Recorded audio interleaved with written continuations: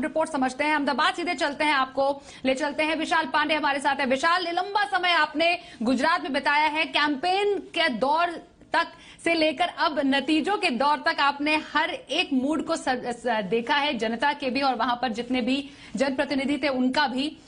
सबसे बड़ी जीत, क्या लग रहा था कि 150 प्लस बीजेपी जाएगी इस बार गुजरात में? ऐसा माहौल लग रहा था आपको वहां पर?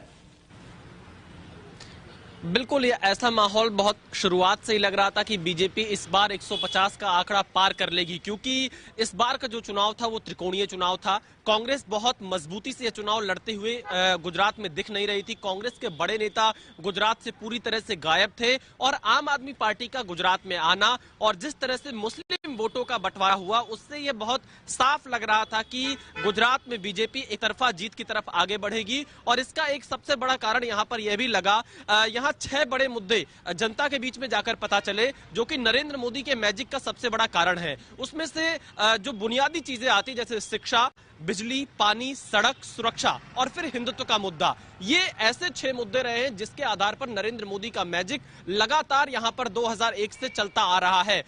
यही कारण है कि 27 साल से सत्ता में होने के बावजूद भी कोई एंटी इनकम्बेंसी नहीं, इसे प्रो इनकम्बेंसी कहा जा सकता है कि बीजेपी 156 सीटों पर अभी आगे चल रही है, यानी वो जीत दर्ज करने जा रही है।